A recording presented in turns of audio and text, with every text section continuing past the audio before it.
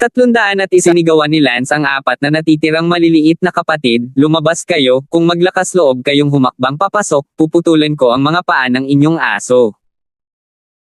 Ang 4 na maliliit na kapatid ni Lynn Explosion ay tumakbo palabas ng bilya sa takot, si Kuya ay lumipad na palabas, anong lakas ng loob nilang manatili ng isa pang kalahating sandali. Kuya! Kuya, ikaw! Matapos tumakbo palabas ang 4 na lalaki, nakita nila na si Lynn Burstyn ay sinusubukang alisin ang mga basurahan sa ibabaw ng kanyang ulo sa isang kulay abo na paraan. Ano pa ang hinihintay mo, halika rito at bunutin ang mga basurahan. Nagngangalit si Lynn Explosion habang lumipad siya sa tamang oras upang isawsaw ang kanyang ulo sa basurahan. Oo. Ang 4 na maliliit na kapatid ay nagmamadaling tumulong. 1, 2, 3, plok. 1, 2, 3, plok. 1, 2, 3, hilahin. Kuya, hindi bumababa ang paghila, kung gagamit ka ng puwersa, mabubunot ang ulo mo, babalik ka lang at gagamitin mo ang pamutol. Grass him. Sumabog ng apoy si Lynn, sobrang nanlumo siya, hindi pa niya sinimulang itali si Lance. Itinapon siya, itinusok muna ang ulo sa basurahan, hindi man lang ito mabunot, ang buong upper half ng kanyang katawan ay naipit sa basurahan upang pumunta. Kuya, ano ngayon? Gusto mo pa bang pumasok at itali si Lance Damon? Tanong ng isang maliit na kapatid. Lynn Exploded Sky kinagat ang kanyang mga ngipin at nag-aatubili na sinabi, umuwi ka muna. Isa pa, kuya, pero nasa loob pa ang sasakyan natin, pumasok lang tayo sa pamamagitan ng pagsira sa bakal na gate. Sumabog sa pagkabigo si Lynn, Virtue, pumasok ka at ilabas mo ang kotse. Ang lalaking tinatawag na Virtue ay abala sa pag-iling, kuya, sinabi ni Lance na kung sino ang humakbang muli sa loob, putulin ang mga binti ng kanyang aso. Kuya, mayroon pa akong matandang ina sa bahay, hayaan mo siya. Kuya, ang sakit ng tiyan ko, gusto ko munang pumunta sa banyo. Lynn sumabog panahon ng dagandong, ikaw ng ilang mga basura, isang basura maaari mong hindi bunutin, ngayon kahit na ang kotse ay hindi maglakas loob na pumasok sa drive-out, gusto ko sa iyo kung ano ang gamitin. Sa huli, ang Range Rover na pinasabog ni Lynn sa kalangitan, ay nanatili sa harap ng bilya ni Kent, walang sino man ang nangahas na pumasok at itaboy. Direktang kinumpiska ito ni Lance at dinala sa garahe. Nagulat si Kent, Lance, si Lynn Explosion Tian ay isang level 52 expert, at pinalayas mo siya. Hindi makapaniwalang tumingin din si Sally kay Lance, gaano kalakas si Lance, bakit pakiramdam ng bawat malakas na lalaki ay lumalapit sa kanya at nauwi sa hindi naging kalaban. Ngumiti si Lance, Uncle Brown, tandaan mo lang, ang buong London City, hindi ko inilagay sa mata ko, tama na, sige, pumasok ka at kumain ng hapunan. Bumalik si Lynn Explosion sa kanyang bahay na may nakasabit na basurahan sa kanyang ulo, at ang 4 na lalaki ay nagmamadaling kumuha ng mga cutter, na nagtanggal ng basurahan na iyon. Grass him. Sinasabog ni Lynn Exploding Tian ang ibinaba na basurahan sa lupa ng apoy, habang iniisip niya iyon, lalo siyang nanghihina. Kuya, ano na ngayon? Ang lakas ni Lance na iyon ay hindi kasing hina ng inakala namin, hindi ka pa katugma sa level 52, sa tingin ko ay nasa level 55 lang siya. Oo kuya, bagamat nilusot ka niya nang hindi mo pinapansin, nagpapakita rin ng sarili niyang lakas ang katotohanang nagawa niyang ipuslit ka. Pinasabog ni Lynn, hinailan ni Tian ang kanyang sigarilyo at sinabing nangagat ang mga ngipin, damn it, Lance, hihintayin niya ako, Xiao Mao, tumawag ka kay Danny at sabihin sa kanya na medyo naantala ang plano. Hindi niya magagawa ang transplant ngayong gabi, kaya maghihintay pa siya ng ilang araw. Oo, kuya. Kumain ng hapunan si Lance at nanatili sa kanyang silid mag-isa, iniisip kung paano gagamutin si Sally. Sa mga araw na ito, kung paano gagamutin ang malamig na sakit, ay nakakaabala kay Lance. Bagamat natulog si Lance pagkatapos ng klase. Lahat ay nagsisikap na malaman kung paano ito gagamutin, ngunit palaging walang palatandaan. Lumipas ang isa pang gabi, papanood lang ni Lance ang paglipas ng oras, walang magawa. Kinabukasan ng hapon. Sa isang sulok ng school. Nakatanggap si Dan ng isang express mail, at pagkatapos buksan ito, sa loob ay isang maskara ng balat ng tao. Wow! Nakakamangha talaga, kamukhang kamukha ito ni Lance. Tiningnan ni Dan ang maskara ng balat ng tao sa kanyang kamay at ngumiti. Young Master, iyan mo itong ilabas at subukan. Mabuti. Agad na isinuot ni Dan ang maskara ng balat ng tao, at sa sumunod na sandali, si Lance ay lumitaw na buhay sa kanyang harapan. Wow! Young Master, kahit ako hindi ko alam kung ikaw na si Dan o Lance. Little Dan, kunan mo ako ng litrato at tingnan mo. Mabuti.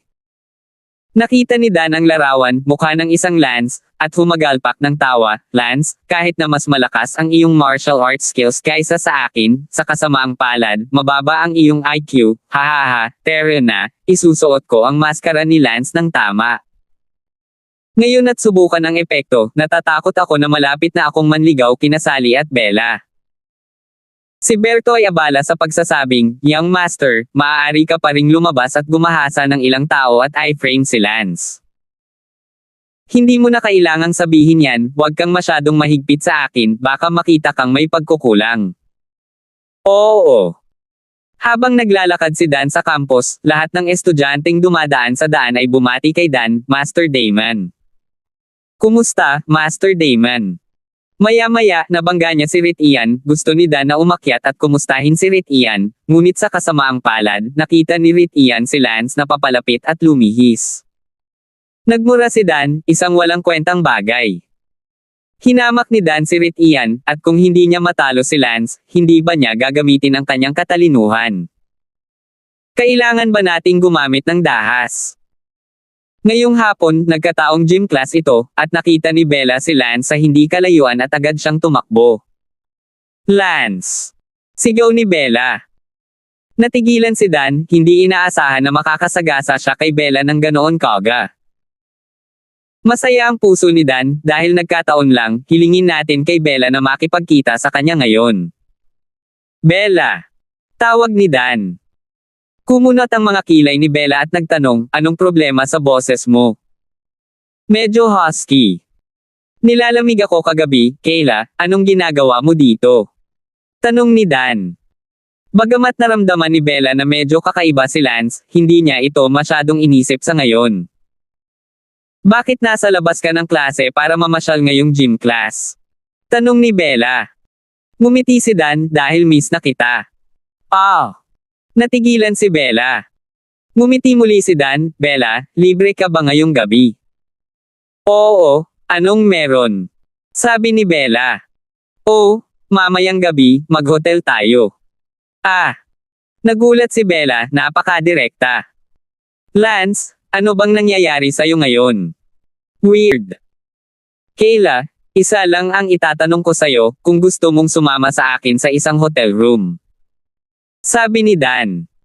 Lance, is it really you?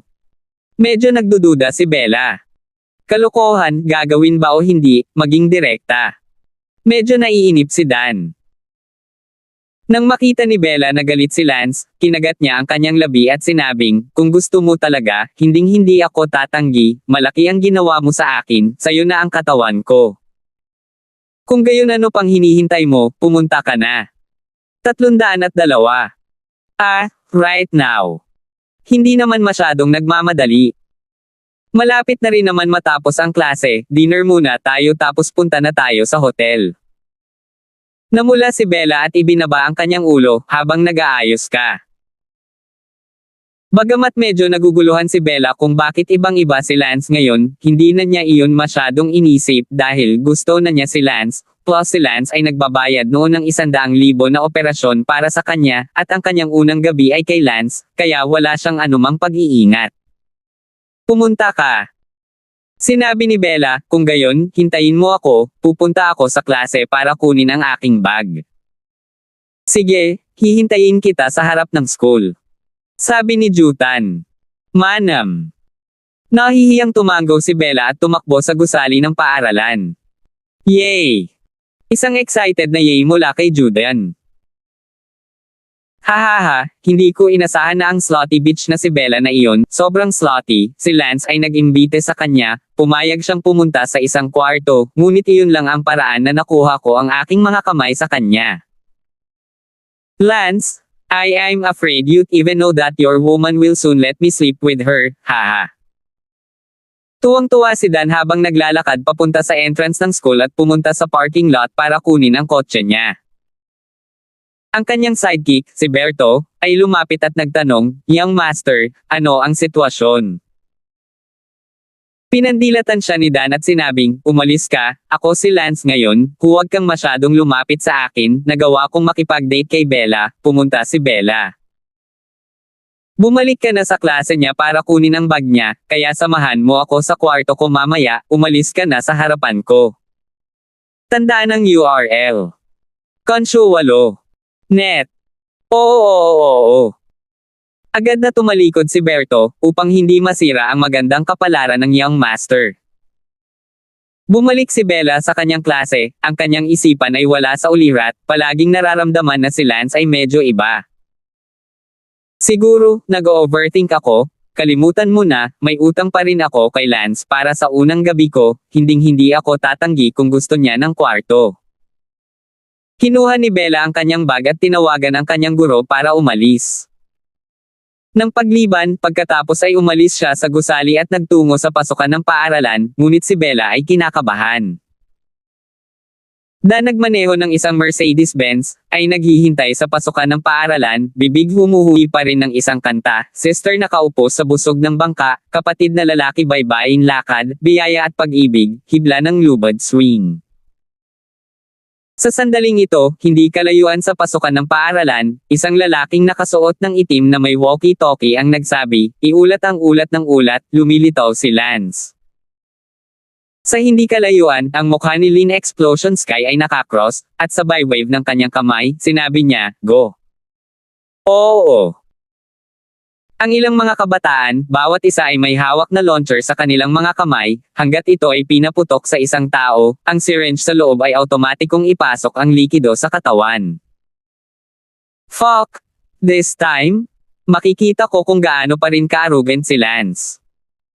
Sabi ni Lynn Exploded tiyan sa kanyang puso. Sinabi ng isa sa kanyang mga tauhan, "Kuya, handa kaming dumating ngayon, hindi tayo matatakasan ni Lance." Si Lynn Explosive Tian at ilang iba pa, ay sumugod sa Mercedes-Benz na iyon sa bilis ng apoy, at talagang nakita niya si Lance na nakaupo sa loob. Ilunsad. Sa unang sandali, pinaputok ni Lynn Explosive Sky at ng ilan sa kanyang mga tauhan ang syringe kay Lance. Naramdaman ni Dan, na naghuham ng kanta, na parang kinagat ng mga langgam ang kanyang braso, at nang ibalik niya ang kanyang ulo, nakita niya ang isang maliit na syringe na lumalabas sa kanyang braso, na parang ballpen refill. Ano ba? Hinaila ito ni Dan at inihagis palabas ng sasakyan. Sa sandaling iyon, lumapit si Lynn Explosion at Munition, "Lance, ngayon, makikita ko kung gaano kayabang." Tumingin si Dan kay Lynn Exploding Tia na naguguluhan at ngumisi, "Sino ka? Huwag mo akong gambalain o huwag mo akong sisihin sa pagiging masungit." Hahaha. Pinasabog ni Lynn si Tian at humagalpak ng tawa ang ilan sa kanyang mga tauhan. Si Dan ay labis na nagalit, abala sa paglalakad pababa ng kotse, malapit nang lumabas si Bella upang pumunta sa silid kasama niya, hindi inaasahan ang kritikal na sandali na ito, ang ilang maliit na problema sa pump. Pinasabog ni Lynn si Tia na hindi gustong mag-aksaya ng oras, isang utos, itali at humiwalay. Gustong pasabugin ni Dan ang mga taong ito, ngunit, nalaman niyang mahina siya, ano ang nangyari. Sa susunod na sandali, si Berto. Nakatali si Dan ng 5 bulaklak at isang van ang nagmaneho at inihagis si Juden sa van. "Anong ginagawa mo?" sigaw ni Dan. Lynn Exploded sinampal ni Tian ang mukha ni Dan at Munition, "Lance, hindi ka ba mayabang kahapon, ipakita mo ulit sa akin ngayon." Noon lamang naunawaan ni Dan na ang gang ay naghahanap ng paghihiganti kay Lance. Si Dan ay nanlumo at nagmura, "Ako ay damo." "Kuya, naglakas loob pa rin si Lance na pag-alitan ka." Lynn Exploded Tian, "Hayaan mo siyang magmura, tamad siyang magmura mamaya." Sa oras na ito, dumaan si Dan sa bintana ng van at nakitang lumabas si Bella dala ang kanyang bag. Napasigaw si Dan sa depresyon, bakit? Malapit na itong matapos. Humandar na ang van at papaalis na sa Palanan Middle School, sumabog si Lynn. Kinuha ni Tian ang kanyang telepono at tumawag, "Oy, maghanda ka kaagad para sa operasyon." Pagkatapos sabihin iyon, pinasabog ni Lynn si Tian ay ibinaba na ni Tian ang telepono, ipinaalam na niya sa ospital, ang operasyon ng transplant ay maaaring magsimula sa sandaling dumating siya, hindi niya inaasahan na ang pagdating upang hulihin si Lance ngayon ay magiging maayos. Nagsalubong ang mga kilay ni Dan habang nagtanong, hey, anong operasyon ang sinabi mo? Tumawa ng malakas ang iilan sa mga lalaki. Hoy, anong tinatawa-tawa mo? Explain mo sa akin ng malinaw, anong operation? Bumantong hininga si Lynn. Exploded Tian, Lance, natural na malalaman mo kung anong operasyon ang gagawin kapag nakarating ka sa ospital. Xiao Mao, tatakpan mo ng buo ang kanyang bibig, huwag siyang gumawa ng maraming ingay. Oo. May gustong sabihin pa si Dan, nabalot ng bilog ng duct tape ang bibig niya. Bagamat si Dan ay hindi naglagay ng namamaos na boses ngayon, sa kasamaang palad, si Lynn Explosion Heaven at ang iba pa ay hindi na pamilyar kay Lance, kaya saan sila mag-iisip ng labis. Naramdaman ni Dan na may masamang mangyayari at pilit na pilit. Si Bella ay nakatayo sa harap ng paaralan, dala ang kanyang bag ng paaralan, hindi nakikita si Lance. Inilabas ni Bella ang kanyang cellphone at tinawagan si Lance. Si Lance ay nasa kanyang klase, at nang makita niyang si Bella ay tumatawag, naisip niyang may nangyari at agad niyang kinuha. Hello, Bella. Lance, nasaan ka? Hindi kita nakita. May klase ako ah. Natigilan si Bella, hindi ba? Sabi mo, hintayin mo ako sa harap ng paaralan. Kailan ko sinabi iyon? Kumunat ang noo ni Lance. Di ba ngayon mo lang sinabi yan malapit sa stadium? Bella, anong kalokohan ang pinagsasabi mo, buong hapon na akong nasa klase? Ngayon ay biglang napansin ni Bella na ang boses ni Lance ay hindi na namamaos. Lance, paano ang boses mo? Anong problema sa boses ko? Nagtataka si Lance. Medyo hindi umiikot ang ulo ni Bella Palan tungkol saan ang lahat ng ito. Mavis, nasaan ka? Sa harap ng school. Hintayin mo ako dyan, lalabas na ako. Pagkalipas ng ilang minuto, tumakbo si Lance sa pasukan ng paaralan, kung saan nakatayo si Bella na nakatingin sa paaralan dala ang kanyang bag. Bella! Sigaw ni Lance. Tumingin si Bella kay Lance, maging ang kanyang damit ay iba. Lance, ikaw. Sabihin mo sa akin, ano ang nangyayari? Tanong ni Lance. Sinabi ni Bella, ngayon lang sa klase natin sa gym, nakita kita sa tabi ng sports field at binati kita, at pagkatapos ay tinanong mo ako. Tinanong kita kung ano. 303. Tanungin mo ako kung gusto kitang puntahan sa kwarto. Sa ngayon, ang dami mo na itulong sa akin noon at hindi ako yung tipo ng tao na marunong gumanti ng pabor, kaya pumayag ako. Pumunta ako. Bumalik ka para kunin ang bag ko at hinintay mo ako sa harap ng school, pero paglabas ko, wala ka, tapos tinawagan kita. Alam mo na ang nangyari pagkatapos nun. Pinunasan ni Lance ang malamig na pawis. Bella, ano ang pinagsasabi mo, paano kita maaanyayahan sa isang silid? Oo, paano mo ako yayain? Mapait na ngumiti si Bella, sa katunayan, mas gusto ni Bella na maging totoo ito, ngunit ngayong nalaman niyang hindi ito totoo, doon ay isang mahinang pakiramdam ng pagkawala sa loob niya sa halip. Sa oras na ito, nakita ni Lance sa hindi kalayuan, isang lalaking nakalupasay sa lupa na umiiyak, ang kanyang bibig ay sumisigaw pa rin ng young master. Umakyat si Lance at nalaman na tagasunod iyon ni Dan. Hoy! Nang tumangala si Berto, abala siya sa pagsigaw, young master, hindi ka. Ngunit natapos si Wang at tumahimik, dahil natuklasan na niya na ito ang tunay na Lance, at agad na pumuti. You called me young master. What do you mean? Walang ibig sabihin. Nang sinubukang umalis ni Berto, agad siyang binuhat ni Lance at tinanong, sabihin, ano ang kahulugan? Hindi. Ang isang segundo upang tandaan na basahin ang libro. Huwag mo akong sisihin sa pagiging masungit kung wala kang sasabihin. Umiyak si Berto, ang aking young master, siya ay naaresto. It's none of my business kung mahuli ang young master mo, bakit young master ang tawag mo sa akin? Sa totoo lang, halos nahulaan na ito ni Lance. Is it pig guts, impersonating me? Say! Noon lamang tapat na nagpaliwanag ng malinaw si Berto. Namutla si Bella at tinakpan ang kanyang bibig na paluha. Itinapon ni Lance si Berto. Umiyak si Bella, hindi ako makapaniwalang muntik na akong dayin, napakatanga ko, at sinampal ni Bella ang sarili, pumikit. Sa pag-iisip na muntik na akong lokohin ni Juta na pumunta sa hotel, hindi mapapatawad ni Bella Pallen ang sarili. Hindi ako makapaniwala na hindi ko nakilala iyon bilang isang peke. Sinampal muli ni Bella Pallen ang sarili, nakaramdam ng labis na awa kay Lance sa loob. Mavis, wala kang kasalanan. Hindi, galit na galit ako sa sarili ko, hindi ako makapaniwalang nagsinungaling ako, kung hindi lang bigla na lang inalis si Dan, ako. Sinampal muli ni Bella Pallen ang sarili. Bella, huwag kang ganyan. Nakita ni Lance na pinapula ni Bella ang kanyang mukha at abala sa paghawak sa kanyang kamay. Hindi ko mapapatawad ang sarili ko. Umiiyak si Bella. Ang Dan na iyon, naglakas loob siyang gayahin ako at magsinungaling sa iyo, hindi ko siya pababayaan para dito. Galit na sinabi ni Lance na kung talagang nalinlang si Bella na pumunta sa hotel, gagawin ni Lance. Patayin talaga si Dan. Nalaman ni Bella ang katotohanan at naawa kay Lance, na parang niloko siya nito. Niyakap ni Lance si Bella. Bella, walang paraan si Dan, hindi mo masisisi sa hindi mo pagkilala sa akin, kahit na si Sally, natatakot ako na malinlang siya, sino ba ang mag-aasam na may magagawa?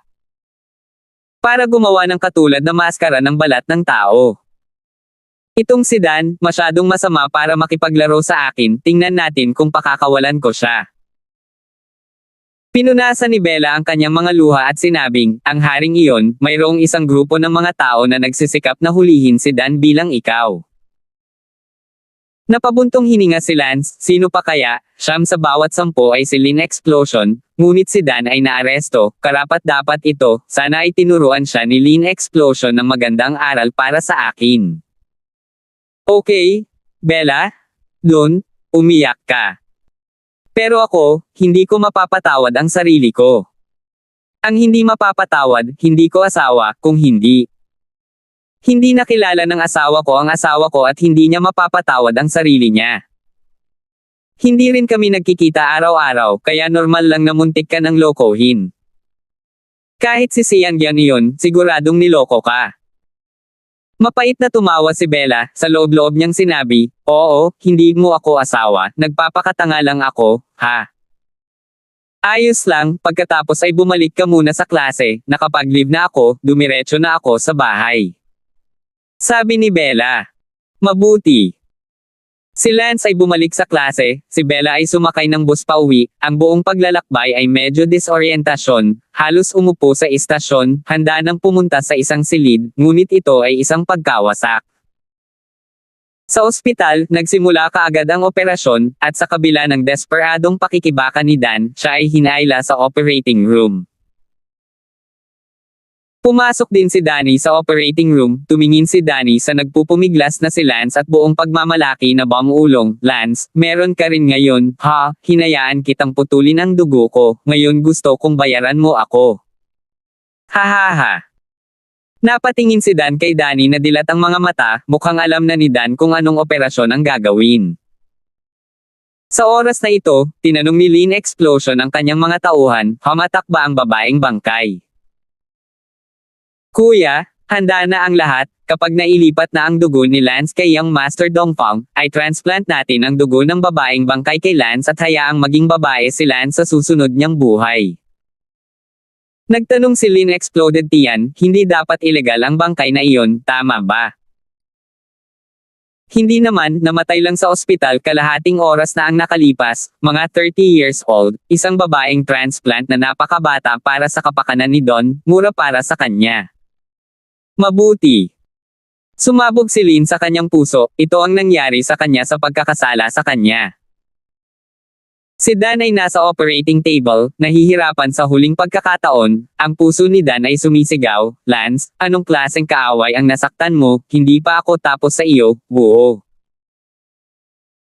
Naging matagumpay ang operasyon, 10:00 ng gabi, magkahiwalay na itinulak palabas ng operating room sina Danny at Dan, nasa magkaibang ward sila, syempre nasa lockery ward si Danny, nasa ordinaryo si Dan ward. Kinaumagahan, natulala si Dan, hindi niya alam kung sa gas faint ba iyon o sa anesthesia. Sa sandaling imulat ni Dan ang kanyang mga mata, ang boses ni Berto ay nagmula sa kanyang mga tainga, Miss, gising ka na. Nang tumingin si Dan, si Berto ay nakahiga sa kanyang kama, na may luha pa rin sa kanyang mukha. Miss, kung nakakaramdam ka ng sakit, kagatin mo ako. Nagliyab si Dan at umungol, sino ang tinatawag mong Miss? Sino ang iyong ginang? Oh, Miss, I'm sorry I'm late. I only found you this morning, and by the time I found you, you had already turned into a miss. Oh. Berto cried with one matangos na ilong at isang luha. Tiniis ni Dan ang sakit at sinipa si Berto, umuungal, subukan mo akong tawaging Miss muli. Miss, ako. Oh. Sumisigaw ka pa. Binasag ni Dan ang unan kay Berto. Umiyak si Berto, little. Oh, hindi ko talaga maisigaw ang salitang young master ko. Fuck you. Hindi pinansin ni Dan ang sakit at tumalon mula sa kama, sinipa si Berto ng marahas. Miss, stop hitting. I can't call you young master, buo. Noon lang tumigil si Dan, tinitingnan ang gasa na nakabalot sa ibabang bahagi ng kanyang katawan at sumigaw, Lance, hindi pa ako tapos sa iyo.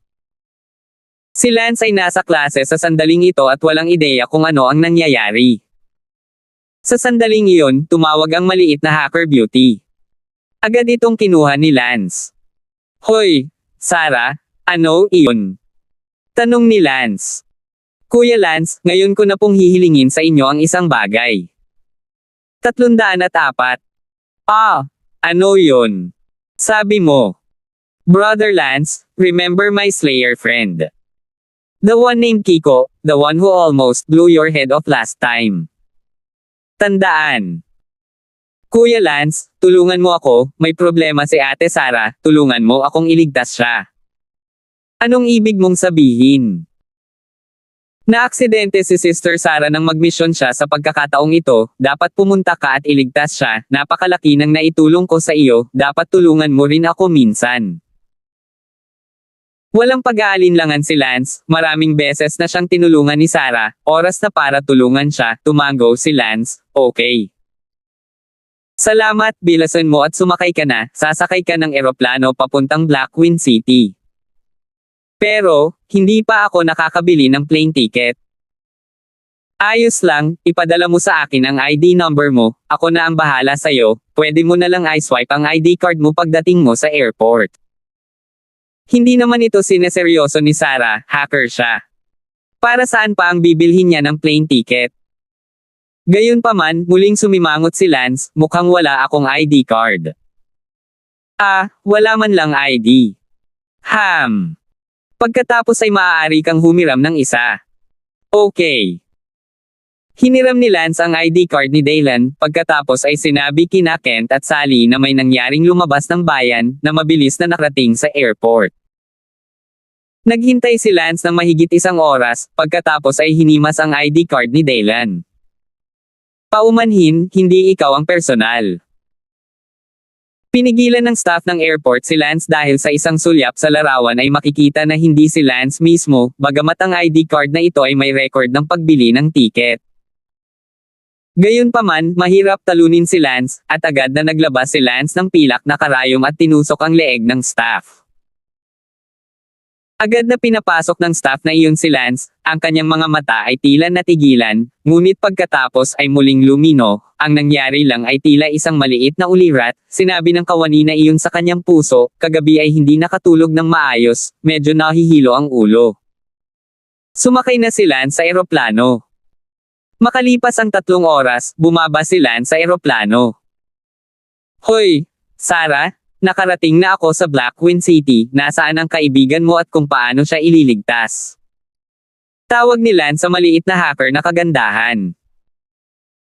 Brother Lance, ang alam ko lang ay nagmisyon si Sister Sarah na pumatay sa isang lalaking nagngangalang Baiming sa Blackwing City, at nawalan ako ng contact kay Sister Sarah pagkatapos noon. Sino si Baiming? Si Baiming ay anak ng numero 1 kapangyarihan ng Blackwing City, ang Black Dragon Hall Master, at ayon sa impormasyon, itong si Baiming ay nasa level 45. Sa kakayahan ni Sister Sarah, ang malayuang sniping ay dapat na madali, ako hindi ko alam kung bakit nabigo. Alamin ang address ng Black Dragon Hall, dumiretso ako sa pinto at magtatanong kung sino. Sabi ni Lance. Kuya Lance, dumiretso ka na sa pinto. Nagulat. O ano? Ngunit, ang Black Dragon Hall ay napakalaking puwersa, na may mga eksperto sa loob, hindi mo gustong mamatay kung pipilitin mong pumasok ng ganito. Sige, gaano kataas ang kamay, address. Walang magawang ibinigay ni Sarah kay Lance ang address, mataas ang husay ni Lance, at diretso siyang pumunta sa pinto para humingi ng kung sino. Sa ngayon, sa isang silid sa ilalim ng lupa sa lungsod, mayroon lamang isang pinto sa silid na ito, at ang pintong ito ay patungo pababa mula sa itaas. Sa pintuan ng secret room, at nang may pumasok, siya. Ito ang unang pagkakataon na mag-shoot. Sa sandaling iyon, may narinig na boses mula sa labas ng secret room, Night Hitomi, don't resist unnecessarily, it's not too late for you to surrender. Ngumuso si Night Hitomi, baril ko ang sinumang papasok. Night Hitomi, do you think you can really threaten me? I could have vented the gas in, or I could have water in and drown you. Pero bakit hindi ko ginawa yun, you know? Dahil maganda ka, and it's a shame that such beautiful woman is a killer, come out. I can forget about the fact that you killed me, as long as you are my woman. Hindi umimik si Night Hitomi, deadly guarding that sniper rifle, it was her only life-saving chip, kahit na may martial arts level 80 ang pumasok, pwede itong tumagos sa katawan niya, kaya ngayon ang mga tao sa labas ay hindi nang ahas na pumasok. Padalos-dalos, kung hindi ay natatakot siya na siya ay natapos na. Ang kabiguan ng misyon na ito ay isang bagay na hindi niya inaasahan, ngunit hindi niya ito pinagsisihan dahil alam niya normal lang para sa isang mamamatay tao na mamatay sa kurso ng isang misyon, at hindi siya nakadarama ng kaugnayan dito, ang mundo ay walang sinumang makakasama niya. Matagal nang wala ang kanyang mga magulang, at ang walang malasakit na pamilyang iyon ay walang anumang nararamdaman para sa kanya. Kahit na siya ay nasa isang krisis ngayon, marahil ang kanyang buhay ay nasa linya, ang kanyang mukha ay tila napaka-flat pa rin, walang takot, walang tensyon, gaya ng dati. Sa labas ng sekretong silid, isang malaking grupo ng mga eksperto ang nakapaligid, at kalahating araw na silang nakipag-stalemate kay Night Hitomi. Sinabi ng isang eksperto, Young Master Ming, gumamit ka lang ng lason na gas, darating ang mga tao para patayin ka, at labis mo pa rin siyang iniistorbo. Umirap ang lalaking tinatawag na Baiming at sinabing, ano ang alam mo, magandang babae sa loob iyon, hindi ordinaryong killer. At saka, kahit na pinatay niya ako, hindi niya iyon intensyon, nagmimisyon lang siya, kaya kung gusto mong sisihin ito sa bounty, wala itong kinalaman sa kanya. Hindi mo ba alam, Young Master, pinakagusto ko ang mga magagandang babae, kung magagawa ko itong magandang babae na ito sa aking babae, gaano kahusay iyon. Pero, Young Master Ming, kalahating araw na itong pagkapatas, kung bubuksan mo ang pinto sa secret room at papasok, tiyak na babarilan kanya ng patay, hindi kanya pagpapakitaan ng anumang awa dahil hindi ka handang pumatay sa kanya. Ang lalaking nagngangalang Baiming ay dinilaan ang kanyang dila at ngumiti, gusto ko ang ganitong uri ng babaeng mahirap lupigin ang pinakagusto. Hindi gumagalaw si Night Hitomi sa lihim na sulok, nang magsalita siya sa labas, natural na narinig ito ni Night Hitomi, ngunit hindi siya kumikibo. Sumakay si Lance ng taxi at dumating sa kanyang destinasyon, nang makita ang malaking manor, hindi napigilan ni Lance na mapabuntong hininga, karapat-dapat na maging pinakamalaking kapangyarihan sa Blackwind City. Naglakad si Lance patungo sa pangunahing gate, na binabantayan ng 2 tao. Anong mga tao? Tanong ni Lance, narinig ko na may dumating para pumatay kay Bai Ming. Sino ka? Paano mo nalaman ito? Bahagyang ngumiti si Lance, tila totoo. Ayaw magsalita ni Lance nang walang kaparerekan at ngumiti, ngayon nasaan na ang mamamatay na iyon? Ano ba ito sayo? Kinawian ni Lance ang isa sa mga bantay at sinabing, muli, nasaan ang mamamatay tao na iyon? Kung sasabihin mo sa akin na patay na siya, pagkatapos ay pumunta ka at ilibing ka rin sa kanya.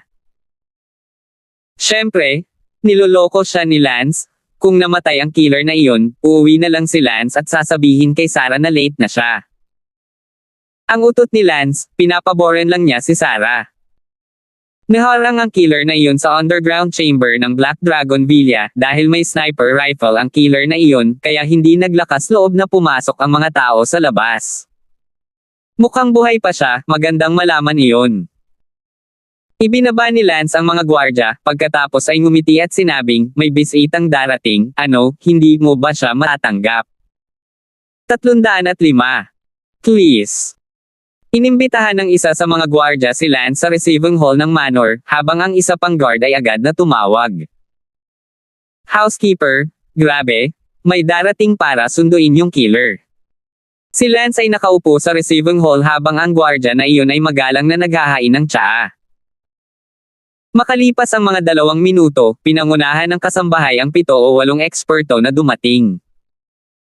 Nasaan ang baliw na naglakas loob na kumilos ng padalos-dalos dito? Sigaw ng Katie, wala. Ngumiti si Lance at sinabi, mga ginoo, nandito lang ako para pangunahan ang isang tao, siya ang babaeng assassin na dumating upang patayin si Bai Ming, inaasahan kong gagawin mo itong madali para sa kanya. Wala akong away sa iyo, at mayroon akong walang intensyon na sirain ang pagkakaisa. On! Nag-utos ang mayordomo, at 7 o 8 eksperto ang nagsama-sama. Ang tasa ng tsaa ni Lance ay nanginginig, 7 o 8 patak ng tsaa ang lumutang, ang kamay ni Lance ay pumaypay, 7 o 8 patak ng tubig kaagad para sa paglipad patungo sa 7 o 8 eksperto. Bang-bang! Ang bawat patak ng tubig ng tsaa ay parang bala na tumatama sa 7 o 8 eksperto. Lumipad palabas ng bulwagan ang 7 eksperto. Ang tanga naman ng housekeeper na yon, first time kung makakita ng ganyang makapangyarihang tao. Tandaan ang URL, consuate.net. Nagpatuloy si Lance sa pag-inom ng kanyang tsaa at sinabing, pumunta ka at ilabas ang taong gusto ko. Agad na tumakbo palabas ang mayordomo at lumapit sa pintuan ng isang silid sa ilalim ng lupa. Young Master Ming, masama ito. Gulat na sabi ng Katie, wala. Anong masama? Young Master Ming, may paparating na eksperto, nasa receiving hall siya, nagbabantang susunduan ang babaeng assassin na iyon sa loob, ngayon lang ay pinabuga ng ekspertong iyon ang 8 vajra ng ating manor sa isang lakad, umalis ka na Ano? Galit na galit si Bai Ming. Sige, tingnan mo. Sinabi ng isa sa kanyang mga tauhan, paano ang pumatay sa loob. Seal the door to the secret room. Uminom si Lance ng tsaa sa loob ng ilang minuto at isang grupo ng mga tao ang sumugod. Nakita ni Bai Ming ang isang binata na nakaupo sa bulwagan at sumugod kay Lance sa matinding galit. Sino ka ba? Walang gustong magsalita si Lance nang makita niya kung gaano kaisenggit ang taong ito, kaya binasag na lang niya ang isang tasa ng tsaa. Ang tsarera ay tumama sa noo ni Bai Ming, at saglit na dumyugo si Bai Ming. Grasyo! Galit na galit si Bai Ming, isa man lang siyang level 45 expert. Bang! Sa sumunod na segundo, bago pa makita ng sinuman kung paano kumilos si Lance, nalaman nilang hindi makagalaw si Bai Ming nang tumuntong ang paa ni Lance sa coffee table, at ang coffee table ay naging piraso, ang kay Lance. Natapakan ng paa ang ulo ni Bai Ming. Young Master Ming. Maraming eksperto ang abala sa malakas na pagsigaw. Ang isa sa pinakamatayog na bodyguard ay sumugod at sumigaw, "Young Master, nandito ako para iligtas ka." Ba! Nag-spray si Lance ng isang subo ng tubig, at ang bodyguard na sumugod upang iligtas si Young Master ay nataman ng laway ni Lance, at ang kanyang katawan ay lumipad paatras. Ang lahat ay natulala at nanlamig doon sa kawalan ng salita, ang ekspertong ito, ay masyadong mataas. Maging si Bai Ming ay natulala sa sandaling ito. "Who the hell are you?" Galit na tanong ni Bai Ming. Sinabi ni Lance, "Bakit alam kong nagtatanong, narito ako para kunin ang pumatay sa iyo, bibigyan kita ng 5 minuto, sa loob ng 5 minuto ay wala akong nakikitang sinuman, itong tinatawag na Young Master Ming sa ilalim ng aking mga paa, mamamatay." Sumigaw si Bai Ming, "Bilasan mo, ilabas mo ang mag-aaral sa gabi." "Oo, Young Master Ming." Natarante ang ilang bodyguard at pumunta sa secret room, ngunit sa ngayon, papunta na rito ang mga totoong eksperto sa Black Dragon Hall. Ito ang tahanan ng master ng Black Dragon Hall, kaya natural na wala rito ang mga tunay na eksperto. Dumating ang ilang bodyguard sa labas ng secret room at sumigaw, "Knight Hitomi, makinig ka sa akin, may darating na susando sa iyo, at ngayon ang ating Ming Xiao ay kontrolado ng kabilang panig ng buhay, 5 minuto nang hindi ka inilabas. Walang katiyakan ang buhay ni Ming Xiao. Bubuksan ko na ang pinto ng secret room, lumabas ka." Ang killer sa loob, nagsalubong ang kilay ni Knight Hitomi, narinig na lang niya na may dadating na susando sa kanya, pero, hindi lang maisip ni Knight Hitomi kung sino ang darating para sunduin siya.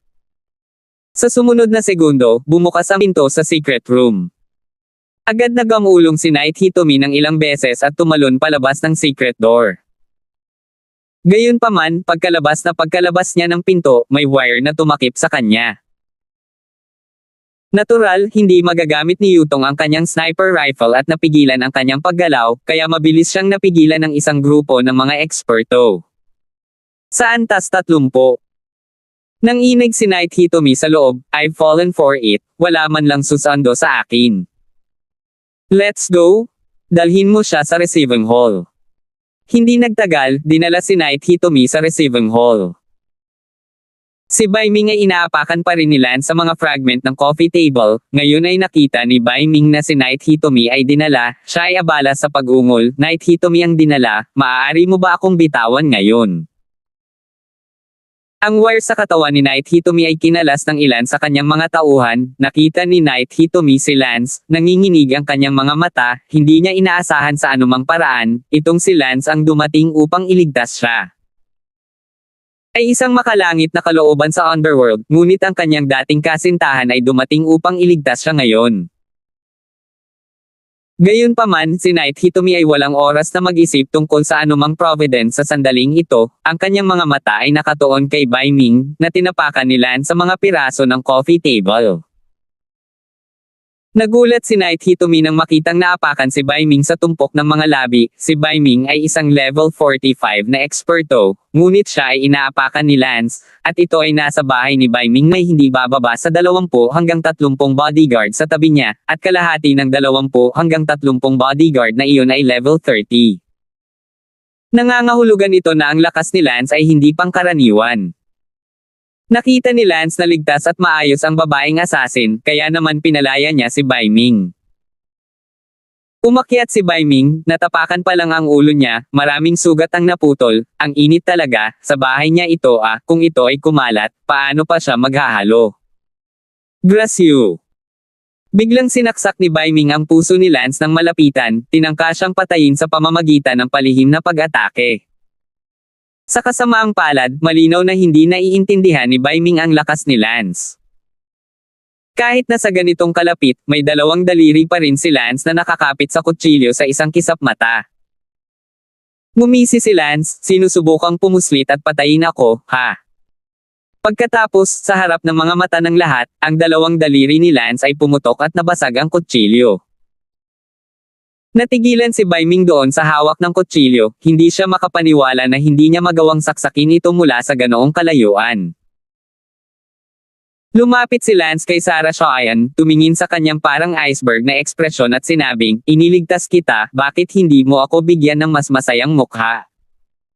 Sige, maaari na tayong umalis.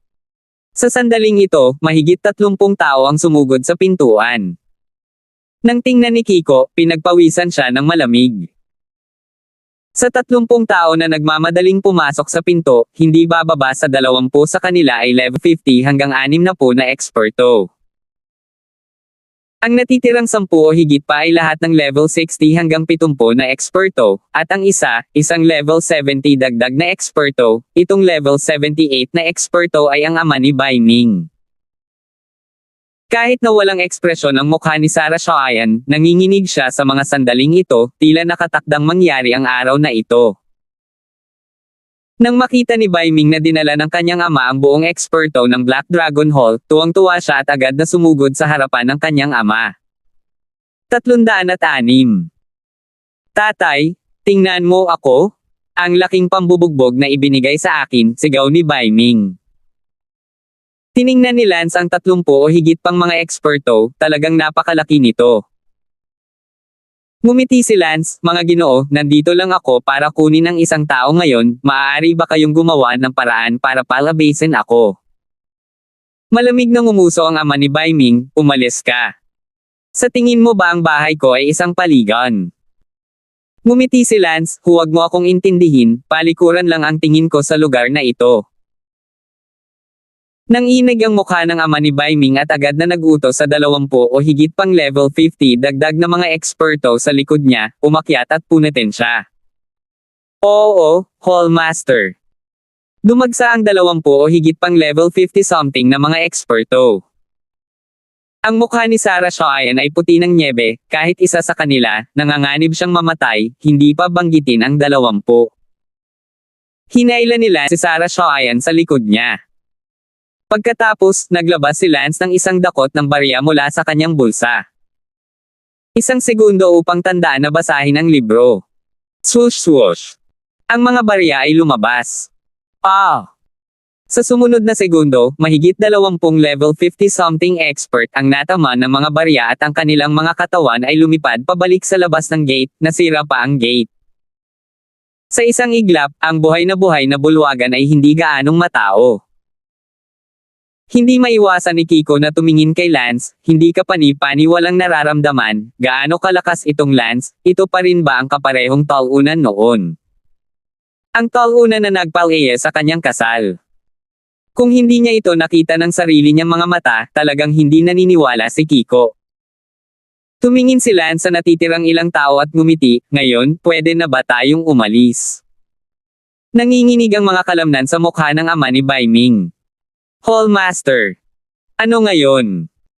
Ang iba sa 60-odd level expert ay abala sa pagtatanong. Bumontong hininga ang ama ni Bai Ming, huwag kang magpalinlang sa kanyang mga panlilinlang, siya ay isang brat lamang, hindi siya gaanong mas magaling, siya ay nasa antas na 60 o higit pa. Kaya ko rin, at mas mahusay kaysa sa kanya. Magsama-sama kayo at hiwalayan mo siya. Oo. Nagsama-samang muli ang 12 ng mga level 60-something expert. Wala nang ganoong karaming barya si Lance, kaya kinailangan niyang salubungin ang mga ito. Makalipas ang mga 5 segundo, ang 12 ng mga level 60 plus na eksperto ay bumagsak lahat sa lupa na sumisigaw. Tumingin si Lance sa huling tinatawag na Hallmaster. Hallmaster, ikaw na lang ang natitira ngayon, kung alam mo kung ano ang makakabuti sa iyo, ipadala mo ako ng may paggalang. Tumingin sa lupa ang Black Dragon Hallmaster, higit sa 12 sumisigaw na malalakas na lalaki, hindi ka panipaniwala, tinawag niya ang buong eksperto ng Black Dragon Hall dito Gaano kalakas ang binatang ito?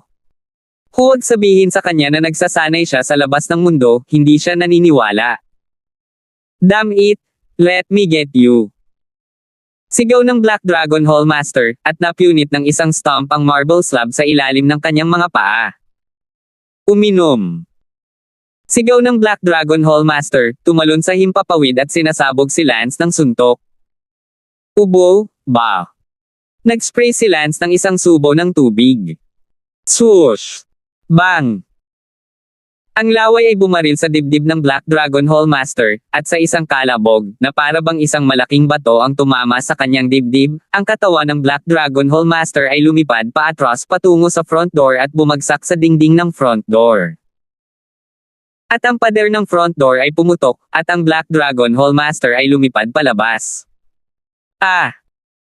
Sa oras na ito, tahimik ang buong lugar, kahit na ang 12 o higit pang level 60 dagdag na mga eksperto na sumisigaw sa lupa ay nakalimutan na ang sakit ng kanilang mga sugat, at ang kanilang mga mata ay dilat sa hindi makapaniwala habang nakatingin sa gumuhong pader, at sa Hallmaster na lumipad sa labas. Sa isang lagok ng tubig, inispray ni Lance ang level 78 Hallmaster, na lumabas. Wala nang masabi. Maging si Kiko ay lubos na natulala, hindi makapaniwala kung paano magiging napakalakas ni Lance sa kanyang edad. Sa labas, umakyat ang Black Dragon Hallmaster, nagngangalit ang kanyang mga ngipin. Tumalikod si Lance at sinabi kay Sarah Cheyenne, "Terena, ano pang hinihintay mo, gusto mong manatili dito sa bagong taon Nanatiling walang ekspresyon si Sarah Cheyenne, hindi natuwa sa nakakatawang pahayag ni Lance.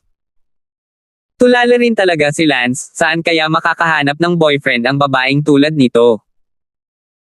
Lumakad palabas si Lance at tumingin sa Black Dragon Hallmaster, "Kung ako sa iyo, ipadala mo ako ng may paggalang, bakit kailangan mo pang bugbugin?" Bumantong hininga ang Black Dragon Hallmaster, "Talagang senior ka sa outer door level." Ngumiti si Lance, "Isang senior. Level 80 pa lang talaga ako, hahaha." Ang Black Dragon Hallmaster ay hindi naniniwala na ang level 80 ay maaaring mag-spray sa kanya ng isang subo ng tubig. Hindi rin naniwala si Sarah Cheyenne, malamang na binuksan ni Lance ang Rengwo vein at umabot sa outer gate level, o hindi bababa sa early outer gate. Si Lance at Sarah Cheyenne, magkasunod na lumabas sa pintuan ng pangunahing bahay ng Black Dragon Hall, at lahat ng nasa likod ng Black Dragon Hall ay tumingin, ang kanilang mga mata ay pinaalis si Lance at ang dalawa. Pagkaalis, nagtanong si Sarah Cheyenne, "Pinadala ka ba ni Sarah dito?" "Oh, what do you think? I don't have any feelings for you, and I'm kind of mad at you for almost crashing me last time. Sa pagkakataong ito, bilangin mo ako bilang may utang na loob sa iyo. I don't need a favor. Ngitian mo lang ako at magpasalamat, paano kung dalawa sa halaga ng isa?" "Salamat," sabi ni Kiko, ngunit hindi ngumiti. "Hindi ka man lang bangingiti. Walang dapat pagtawanan. Hindi ko alam kung anong lalaki ang magugustuhan ng isang tulad mo, lumaki ka ng napakaganda para sa wala," sabi ni Lance. Gayunpaman, hindi nag-react si Sarah Cheyenne, at wala siyang ekspresyon kahit na sinabi iyon ni Lance, malamig pa rin. Hindi nag-abala si Lance na mag-aksaya ng napakaraming salita sa kanya, kinuha ang kanyang telepono at tinawagan si Sarah. "Hoy, Kuya Lance, kumusta na? Nailigtas na ito, ngunit para matulungan ka dito, binaligtad ko ang buong Black Dragon Hall." "Salamat Kuya Lance." Pagkatapos ibaba ang telepono, tinawagan muli ni Sarah si Sarah Cheyenne. Kumuha si Lance ng isang pirasong papel at nagsulat ng Race Eta. Nang matapos si Sarah Cheyenne tumawag at natapos na ni Lance ang pagsulat ng Race Eta, iniabot ito ni Lance kay Sarah Cheyenne at sinabing, "Kumuha ka ng gamot, isinulat ko na ang Race Eta para sa iyo." Natigilan si Sarah Cheyenne at nagtanong, "Ano ang ibig mong sabihin?" "Terena, huwag ka na magtanong ng alam mo, 16 years old ka na diba, tapos hindi ka pa nagre-regla. Menstruation, dapat alam mong hindi normal, no wonder lagi kang nakangiwi, araw-araw kang tumitingin. Parang zombie, inumin mo ang gamot ko, mamaya ka na magre-regla. Yung menstruation. Once a month? Red? It's all love." Si Kiko ay nahihiya at nagalit, "Nililigawan mo ba ako?" Natigilan si Lance, "Hindi ako interesado sa iyo, at hindi ako naghahanap ng kasintahang tulad mo, hindi ako interesadong manligaw sa iyo." Pagkasabi noon, inihagis ni Lance ang Race Eta sa kanya at lumingon sa paligid para umalis. "Hoy, paano mo nalaman?" Pagkaraan ng ilang hakbang ni Lance, biglang nagtanong si Sarah Shoyan, dahil ito ang katotohanan, hindi niya ito itinanggi, ngunit, kaya lang kahit si Sarah ay hindi alam Sinabi ni Lance nang hindi tumalikod, hinawakan ko ang pulso mo kanina at tiningnan ang hininga mo, kaya alam ko, Sarah Shoyan, sasakay ako ng eroplano pabalik sa klase, kita tayo mamaya. Pumara ng taxi si Lance at umalis. 307. Sumakay si Lance ng eroplano pabalik sa London City, at nang bumalik siya sa London City, nagkataong gabi na, at hindi niya alam kung may nangyari sa bahay noong araw na wala siya. Pumasok si Lance sa bilya ng bahay ni Kent, kung saan nanunood ng TV si Kent sa sala. Lance, bumalik ka kaagad? Tanong ni Kent. Oo, Tito Willow, ano ang pinapanood mo? Umupo si Lance sa sala. Ngumiti si Kent, katapusan na naman ng taon, at pinipili ng London Martial Arts Association ang 10 mahuhusay na kabataan para sa bagong taon. Tumingin si Lance sa TV, at talagang pinag-uusapan ang balitang ito. Sinabi ni Kent, naiinggit talaga ako sa mga malalakas na tao na pinangalan ng Outstanding Youths, tiyak na napakaliwanag ng kanilang kinabukasan. Tanong ni Lance, nangungunang 10 outstanding youths ng lungsod ng London, kahanga-hanga ba iyon? Kung ito ay napakahusay, kailangan din itong sambahin ni Lance. Tumawa si Kent, kalokohan, may limitasyon sa edad para sa nangungunang 10 outstanding youths ng lungsod ng London, dapat wala pa silang 30. Bawat taon, ang mga maaaring hatulan bilang isa sa nangungunang 10 outstanding na kabataan ay nasa antas 55 man lang. Tulad ng hinuhusgahan noong nakaraang taon, ang ika-10 pinakamasama, level 56 na antas ng martial arts, sabi mo Bull kumpara sa hindi. Tumawa si Lance, sure is good Bulby.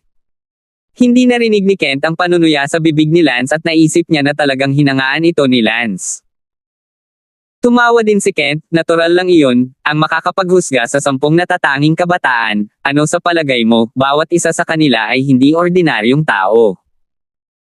Si Lance ay biglang hindi interesado sa panunood ng balita, at naisip na ito ay parang toro, si Lance ay handang sumamba, ang mga resulta ay hinayaan siyang makita ang ganoong bagay, ngunit kung ano ang pinakamababang antas ay 56, go to shit, Lance o maligo. Bumalik si Lance sa kanyang silid upang maligo. Kinaumagahan, naglalaro si Lance ng mobile game sa klase, nang tumunog ang radyo ng paaralan. Minamahal na mga mag-aaral, maglaro ng masayang balita mula sa Palanan Middle School, ang guro ng ating Palanan Middle School na si Ping Pong Fei, ay ginawaran bilang isa sa 10 natatanging kabataan ng lungsod ng London, hindi lamang ito ang kaluwalhatian ni Ping Pong Fei, kundi ang kaluwalhatian ng ating Palanan Middle School, pagbati muli kay Ping Pong Fei. Palakpakan nating lahat si Teacher Ping Pong Fei. Papa! Nagpalakpakan ang lahat ng estudyante sa school na nakarinig ng announcement. Pumalakpak din si Lance, ngunit wala ring halaga ang palakpakan. Ang guro sa matematika na nagtuturo sa klase ay inilapag din ang tisa at pumalakpak, at pagkatapos pumalakpak, napabulalas siya ng may paghanga, si Teacher Pong Fei ay isang baka, naiinggit talaga ako kay Pong Fei. Sa oras na ito, isang estudyante sa klase ang nagtanong, Teacher Gao, kilala mo ba si Mr. Pong Fei? Siyempre kilala namin ang isa't isa, pumasok kami ni Teacher Pong Fei sa Palanan Middle School sa parehong taon, napakalaking pagkakaiba ngayon, si Pong Fei ay pinangalan ng isa sa 10 natatanging kabataan, habang ako ay isang maliit na guro, si Teacher Pong Fei. He's only 28 years old this year, it's really a great future.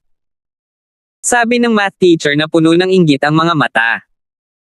Ang buong klase ay sinundan ng paghanga, 28 taong gulang, klase ng 57, ito ay talagang walang hangganan na hinaharap Sa sandaling ito, sa ilalim ng gusali ng paaralan, si Yuan ay may dalang isang basket ng mga bulaklak na may mga sariwang prutas sa kanyang kamay.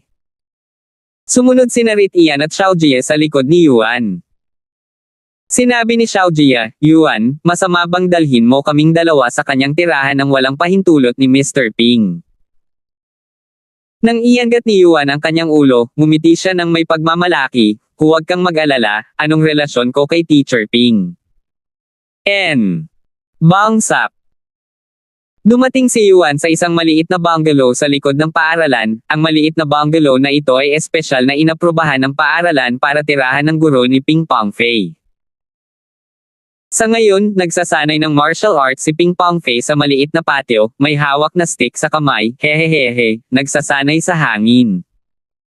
Pinuri ni Yuan Ton, Teacher Ping, ang iyong 5 elemento at 8 trigram stick, ay napabuti ng husto. Ibinaba ni Ping Pong Fei ang patpat at ngumiti kay Yuan, sige, pasok ka. Matagal na mula noong dumating si Yuan upang hanapin si Teacher Ping, ang huling pagkakataon na patuloy niyang hinahanap si Teacher Ping ay noong gustong sumali ni Yuan sa operasyon para makuha ang Dark Warrior. Sa oras na iyon, si Ping Pong Fei pinayuhan si Yuan na huwag nang magulo, at totoo nga, namamaga si Yuan sa mukha ng Dark Warrior. Teacher Ping, binabati kita sa pagiging ika-10 sa 10 natatanging kabataan. Sabi ni Yuan. Ngumiti si Ping Pong Fei, Yuan, huwag kang masyadong magalang, ang iyong kapatid na si Yuan, na mas malakas pa sa akin, ay pinangalan ng ika-9 sa 10 natatanging kabataan, kailan ka magiging malaya, gupitin at tuyo sa iyong kapatid na si Yuan. Ngumiti si Yuan, Teacher Ping, dapat nakabalik na ang kapatid ko. Ang dahilan kung bakit nagkaroon ng magandang relasyon si Yuan kay Teacher Ping ay higit sa lahat ay dahil kay Liao Goi. Si Liao Gai ay kapatid ni Yuan, ngunit si Liao Gai ay bihira sa lungsod ng London, lumabas siya upang makihalubilo sa lipunan, at mukhang mahusay siyang makihalubilo, at sa taong ito, siya ay na-rate bilang ika-9 sa 10 natatanging kabataan. Nagtanong si Ping Pong Fei, Yuan, kumusta na kayo ni Lance?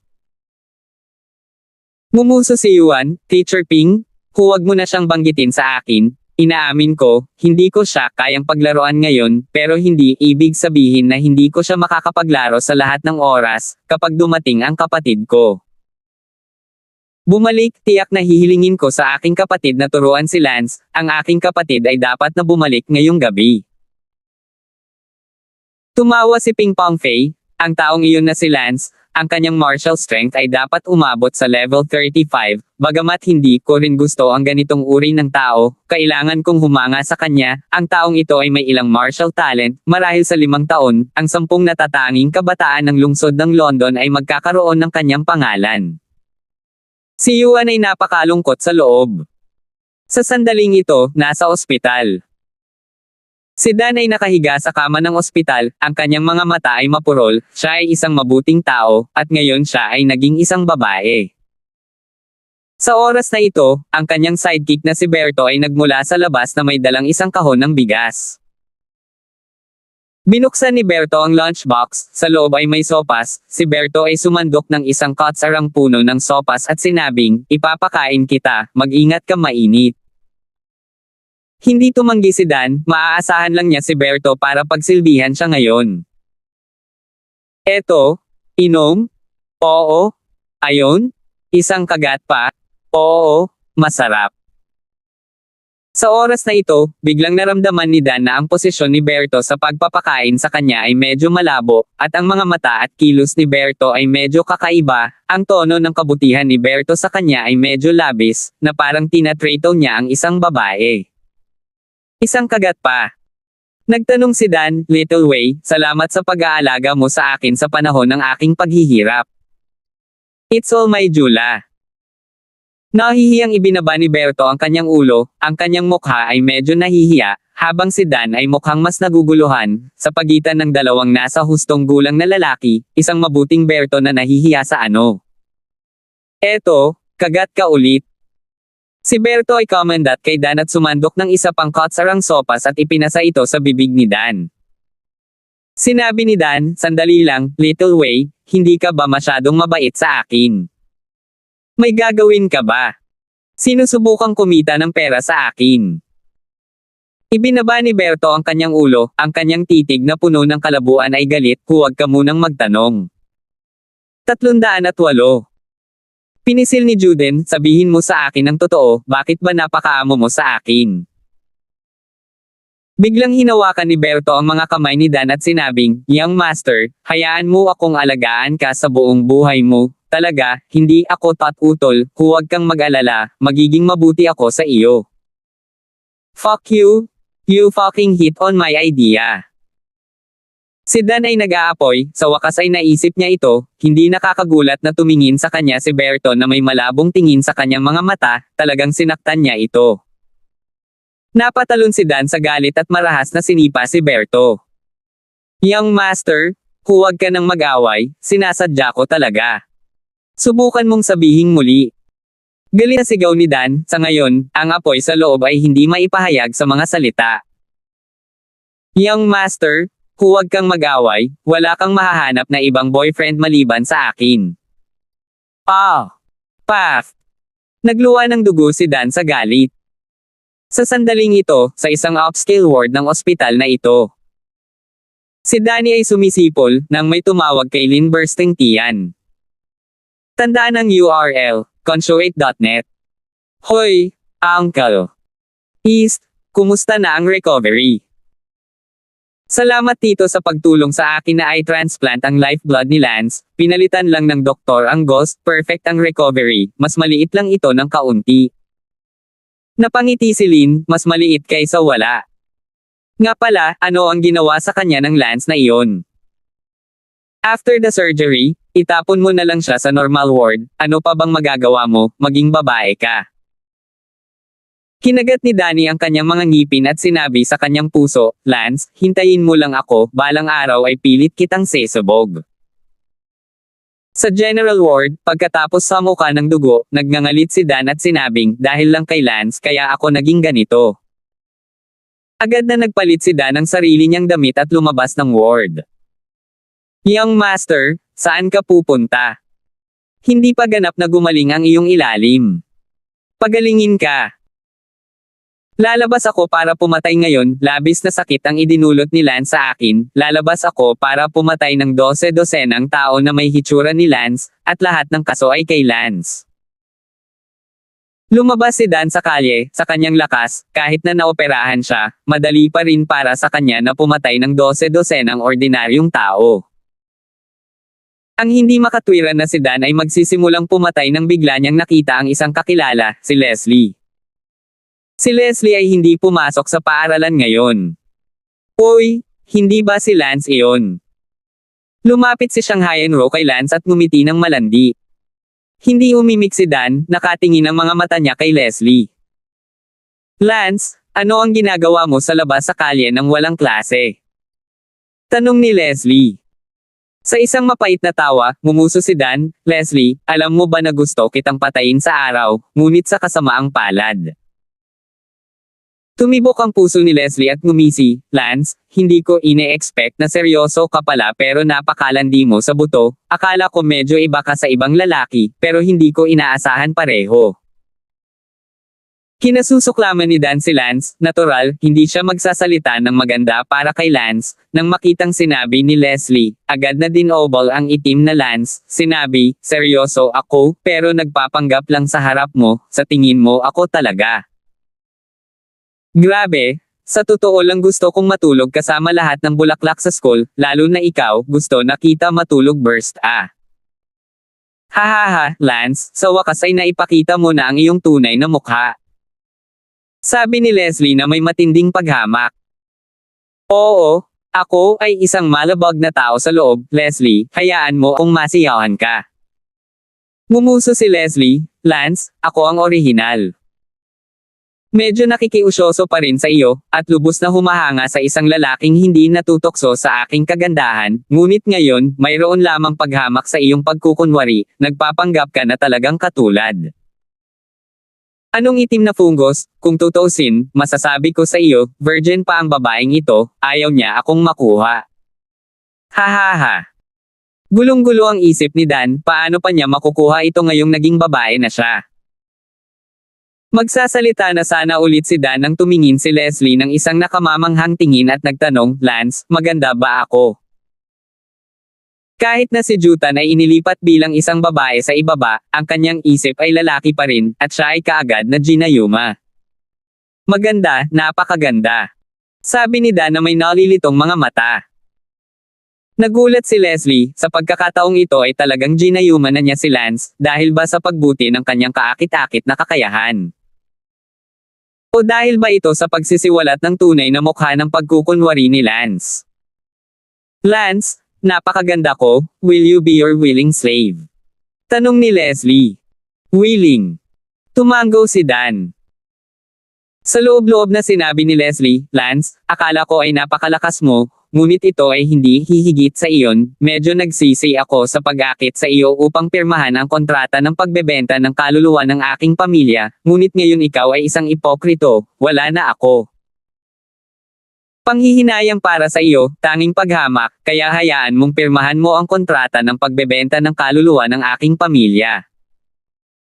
Gayunpaman, ngayon ay may gagawin ako, hahanapin kita muli ngayong gabi at gagawin kitang alipin. Umalis si Leslie, at si Dan ay bumalik sa kanyang katinoan, hindi man lang alam kung ano ang nangyari. Sa sandaling iyon, naabutan siya ni Berto. Young Master, wala ka naman talagang papatayin di ba? Kalokohan, papatayin ko siya ng 12 at sisisihin ko si Lance. Kaya lang, sumigaw ang isang tindero na nagbebenta ng mabahong tofu sa kalye habang itinutulak ang kanyang stall, mabahong tofu Lee, mabahong tofu. Nang madaanan niya si Dan, tinanong ng vendor si Dan, Miss, gusto mo ba ng mabahong tofu? Ang mabahong tofu ng pamilya ko ay masarap le. Nagapoy si Dan, sino ang tinatawag mong Miss? Sino ang babae? Nakita ng nagtitinda na hindi bumili si Dan, itinulak niya ang stall palayo, at bumantong hininga, look is out to sell, hindi pa babae. Ang galit ni Dan kay Wang, Little Wei, naniniwala ka ba na ako ang unang papatay sa mabahong nagbebenta ng tofu? Miss, halika na, hindi pa naghihilom ang mga sugat mo. May papatayin ako ngayon kahit anong mangyari, at itong patay na mabahong tindera ng tokwa ang una. Inilabas ni Dan ang kanyang kutsilyo at umakyat upang laslasin ang lalamunan ng mabahong nagtitinda ng tofu. Gayunpaman, agad na dinampot ng nagtitinda ng mabahong tofu ang kawali ng mabahong tokwa at itinaboy ito kay Dan, na napasigaw sa sakit mula sa natilamsak na mantika at nasaroon ng anyo ang maskara ng balat ng tao ni Lance sa kanyang mukha. Sa gabi, bandang 9:00. Tumunog ang telepono ni Lance, tumingin si Lance, kakaibang tawag ito. Ibinaba ni Lance ang tawag, hindi sinasagot ang hindi pamilyar na tawag.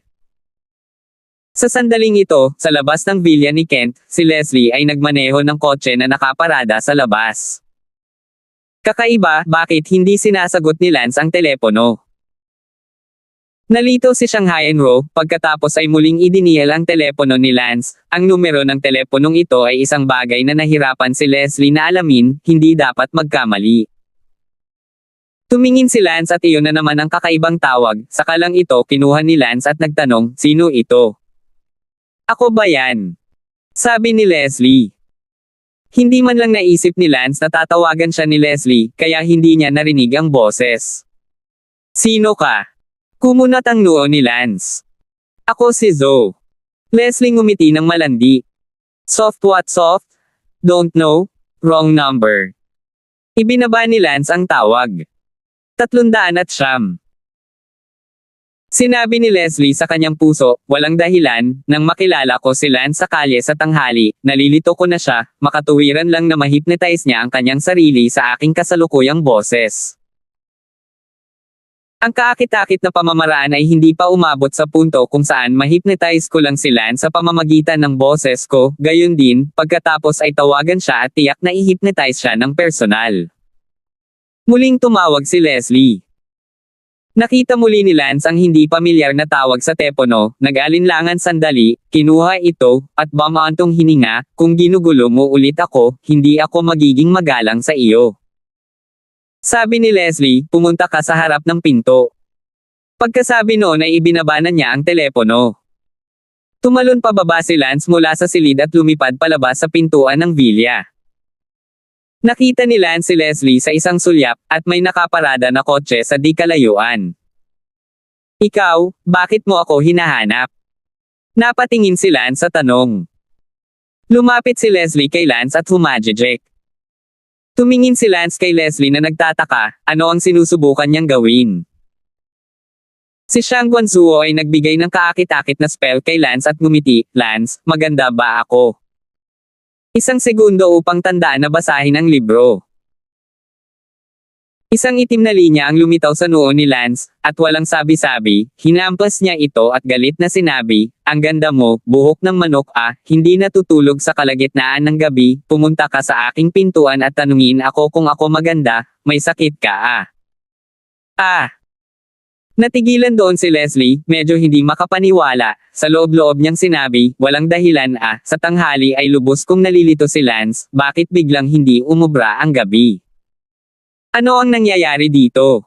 Tama, inilabas ko ang buong lakas ko sa pag-iisip noong tanghali, at ngayon ay hindi ko naibigay ang aking buong lakas dahil nalito ko siya minsan. Hindi ko ginamit ang buong lakas ko.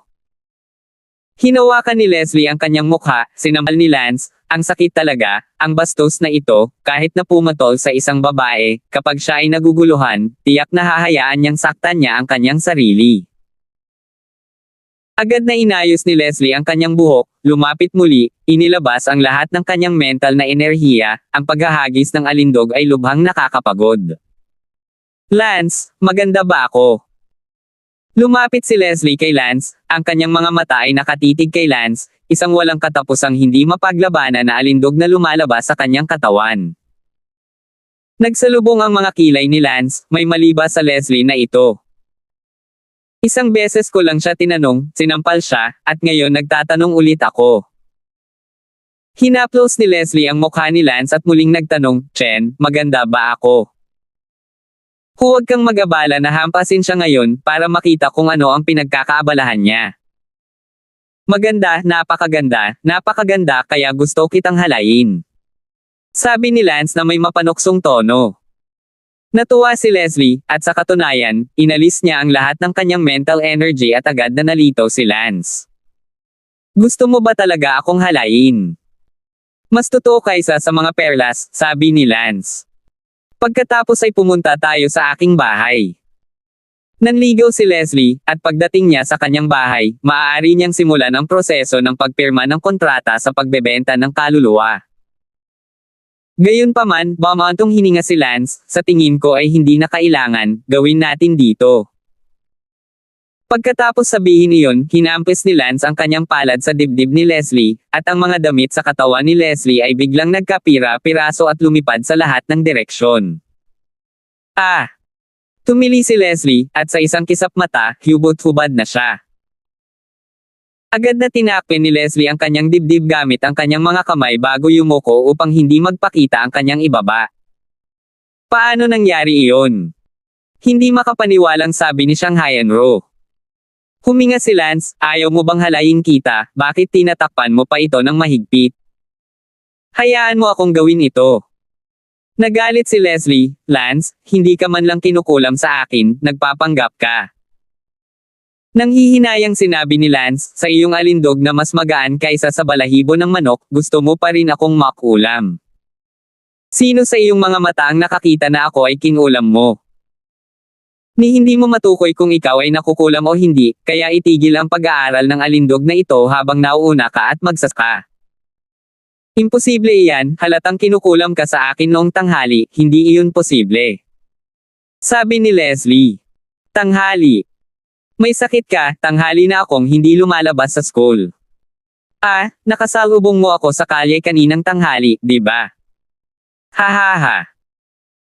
Tumawa ng malakas si Lance, nahulaan na ni Lance na si Dan, itong anak na babae, ay nang-ahas pang gayahin si Lance ay mukhang kailangan talagang pumunta at makipag-ayos kay Dan. Bukas. Ngunit sa ngayon, hindi nag-abalang magpaliwanag si Lance kay Leslie. Sa sandaling iyon, lumabas si Sally at hindi makapaniwalang tumingin sa hubad na Leslie at Lance. Medyo naagrabyado si Sally at nagtanong, anong ginagawa niyo? Sinabi ni Lance, lumapit sa akin si Leslie sa kalagitnaan ng gabi at gusto akong sumakay sa kotse, sasabihin ko bang oo? Nanginginig ang katawan ni Sally. Nagalit si Leslie, Lance, hindi mo gaanong iniinsulto ang aking kainosentehan. Innocence, hindi ako pumayag na sumama sa'yo sa car shop kaya nabasag mo ang damit mo sa lakas ng loob, inosente pa ito kung gusto mo, sige, tutuperin kita. Tang si Lance ay mukhang lalakad na. Si Sally ay abala sa pagsigaw, tumigil ka. Tumingin si Sally kay Leslie, hubot-hubad sa gabi, ang kanyang katawan ay sobrang malambot, at ang mga kurba ay nagpaputok sa mga tao. Sinabi ni Sally, Leslie, isa ka man lang sa 4 na pangunahing bulaklak ng Palanan High School, gusto mo ng hitsura, gusto mo ng figure, bakit mo ginaganyan ang sarili mo? Naghuhubad para akitin ang bodyguard ko, kung ginawa ko. To see it with my own eyes, I really don't believe it's true. Nagapoy si Leslie, uhaw ka sa dugo, sinong interesado sa bodyguard mo, ay po. Pero hubad ka talaga ngayon, and I trust Lance, he usually not lie to me. Si Lance is so good now, I can understand that you like him, but for you to use such unsightly tactics to seduce him is nakakahiya, hinabol mo sana siya ng hayagan, bakit gusto mong maghubad sa kalagitnaan ng gabi para akitin siya? Sabi ni Sally. Galit na sinabi ni Shang Guanzuo, gusto ko siya. Huwag mo akong kasuklaman, ang babaeng ito ay mayroon ng lalaking gusto ko, ang lalaking gusto ko ay nag-aral na sa Martial Arts Academy, ano si Lance, sa harap ng lalaking gusto ko. Parang, sapat na ang isang daliri para pangalagaan ang mga langgam sa ibaba.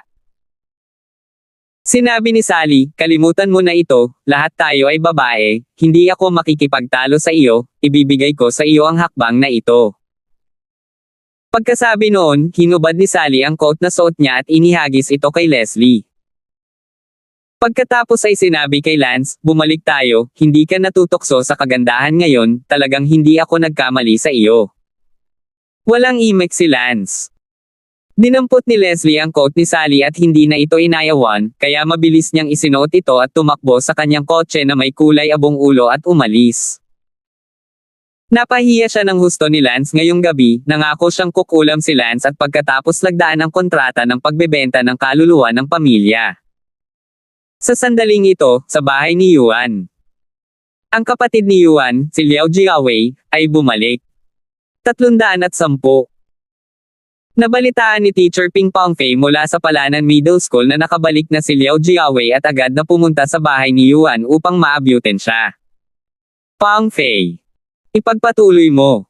Nagtagpo ang dalawa para magkayakap. Pumasok ka at maupo ka.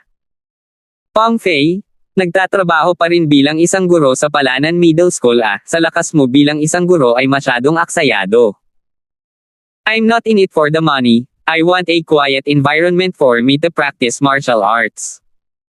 Masayang nag-uusap sina Ping Pongfei at Yuan. Lumapit si Yuan at nagsali ng isang tasa ng tsaa para kay Ping Pongfei, pagkatapos ay umupo rin sa gilid. Sinabi ni Yuan, Kuya, ngayong nakabalik ka na, libre ka ba bukas? Ano ito? Unang website Konshu 8. Net. Kuya, tulungan mo akong pumunta sa paaralan bukas para turuan ang isang tao ng leksyon. Sinabi ni Yuan na kung kumilos ang kanyang kapatid, hindi alam ni Lance kung gaano ito kahirap. Anong tao? Yuan, isa akong Hall of 10 Outstanding Young Man, hayaan mo akong pumasok sa paaralan at mambugbog ng isang tao, kumalat ito, nasa Syra ang imahe ko. Medyo ayaw ni Yuan.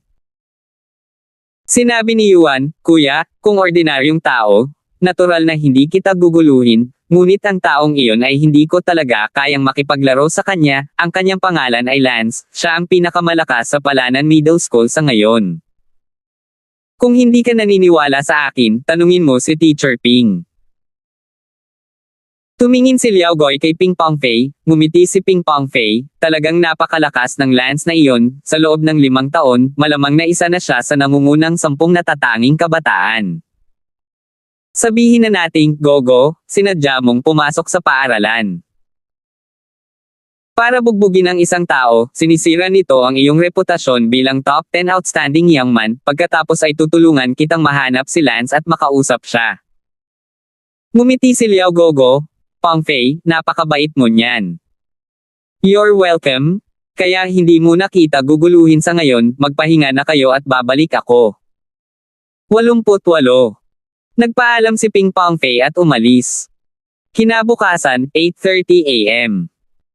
Isang senior student ang dumating sa class 32.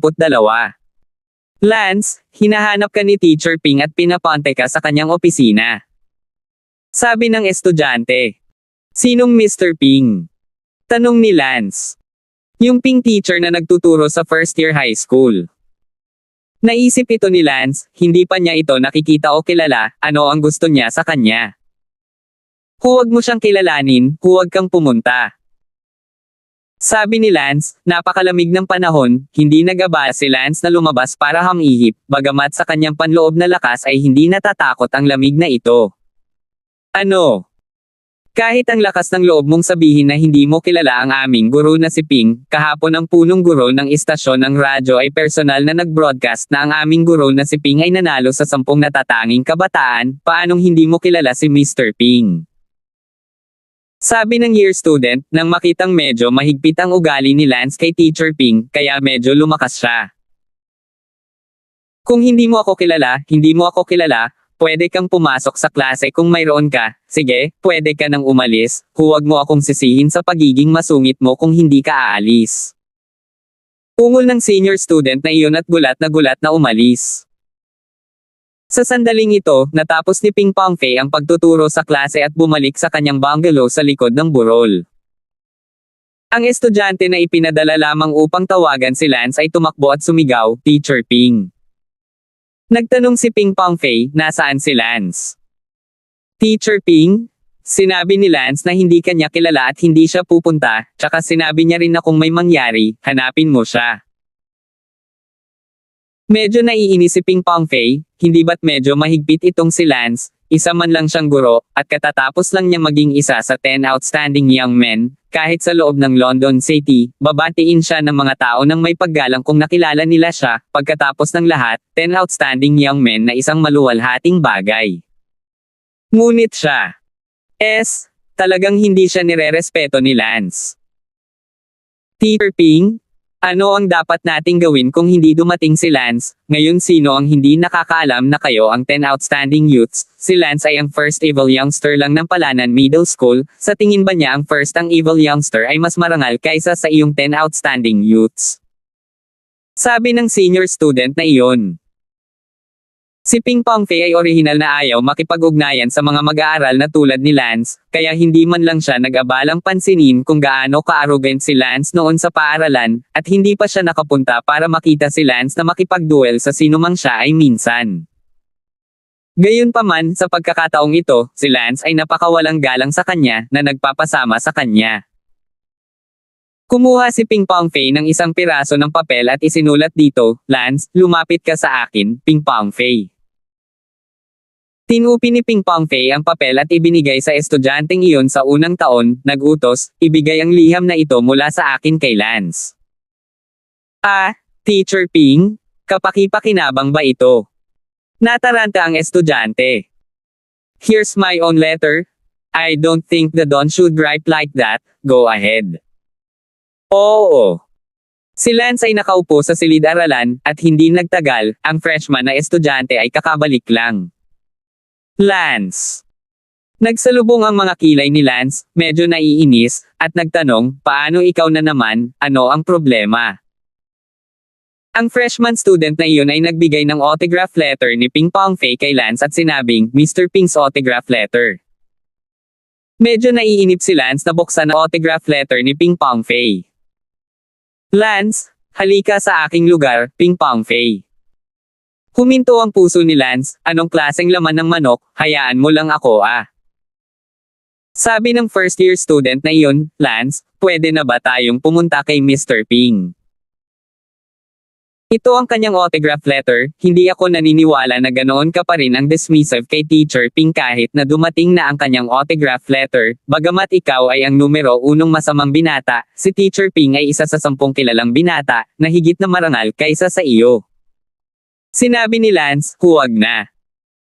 Tiningnan ni Lance ang autograph letter, ang ibong ito, kung hindi mo siya bibigyan ng isang espesyal na bagay, natatakot akong magalit pa rin siya ng walang katapusan. Kaya, 2 beses umubo si Lance. Dumura ng laway si Lance sa autograph letter, pagkatapos ay itinupi ito at ibinigay sa first year student na iyon, at sinabing, ibigay mo ito sa kanya bago matuyo ang dere, dapat niyang malaman kung ano ang ibig sabihin nito kapag nakita niya. Ang laway ko, huwag mo na akong guluhin, hindi hihigit sa 3 ang mga bagay, wala akong gaanong pasensya. Ikaw.